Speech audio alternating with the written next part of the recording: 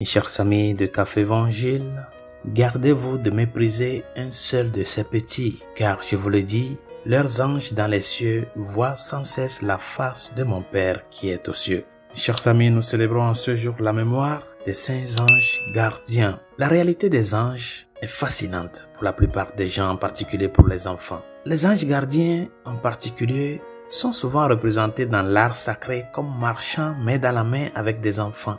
Bien que cela soit vrai, il ne faut pas oublier qu'ils marchent également main dans la main avec chacun d'entre nous tout au long de notre vie.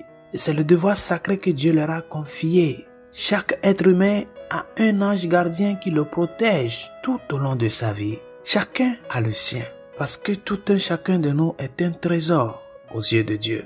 Et ce qu'il veut de nous, c'est notre bien. En citant Saint Basile, le catéchisme de l'Église catholique explique l'existence des anges gardiens en disant ceci.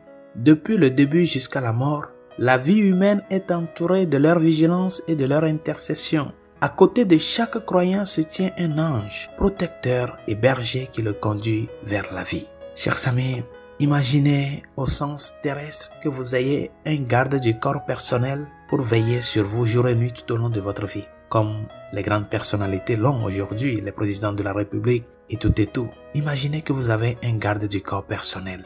Cela évoque peut-être deux sentiments différents. Tout d'abord, cela vous réconforterait certainement lorsqu'un danger imminent vous guette. Vous sauriez que vous n'êtes pas seul et que vous êtes à l'abri de tout danger physique. L'autre sentiment évoqué est celui d'une perte de la vie privée.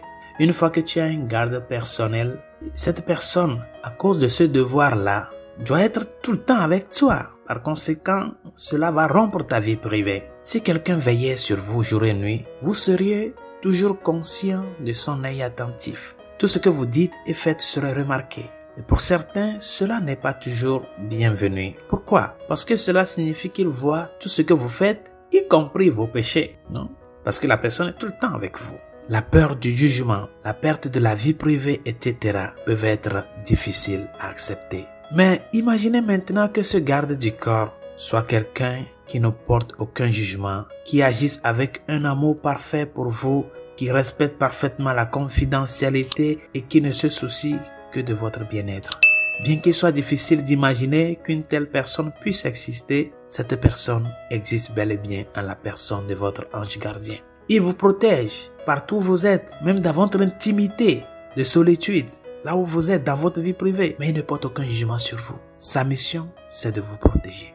Mes chers amis, votre ange gardien est réel. Il a une intelligence vive et puissante, une volonté parfaitement unie à celle de Dieu. Il a été créé dans le seul but de vous protéger et de vous conduire à l'accomplissement de la volonté de Dieu. Lorsque vous péchez et lorsque vous vous égarez, le seul souci de votre ange gardien est de vous ramener à Dieu. Lorsque vous avez peur, ou que vous êtes en difficulté, le seul souci de votre ange gardien est de vous protéger et de vous remplir de la paix et du courage de Dieu. Et bien que Dieu aurait pu vous accorder toutes ces grâces directement sans la médiation d'un ange, il a choisi de le faire par l'intermédiaire de votre ange gardien personnel. Ce n'est qu'au ciel que nous comprendrons pleinement la profondeur de l'amour, de la protection et de l'attention que nous portent ces êtres angéliques. Ils existent vraiment. C'est une réalité. C'est eux qui nous protègent dans notre vie de tous les jours. Bien que nous ne le voyions pas avec les yeux de la chair, ils sont tout au long de notre vie. À chaque minute, à chaque seconde, ils sont à nos côtés. Résolution de ce jour. Prends conscience de que là où tu es assis maintenant, ce que tu es en train de faire à cet instant-ci maintenant, il y a ton ange gardien là-bas qui te protège contre tout danger. Et que cette conscience d'avoir ce protecteur céleste avec toi t'amène à faire les choses pour le bien, t'amène à lutter pour ne pas aller à l'encontre de la volonté de Dieu, t'amène à tout faire pour que cette conscience de sa présence t'amène aussi à demander son intercession. Bien que tu ne le vois pas avec tes yeux, dis-le dans ta prière, mon ange gardien, avant de sortir de ta maison, avant d'aller au travail, quoi que ce soit que tu dois faire pour le bien du Seigneur dans ta vie de tous les jours, dis-le, mon ange gardien, protège-moi dans mon aller et dans mon revenir. Ils sont là et c'est à nous de prendre conscience de leur résistance. Bonne journée, Dieu vous bénisse.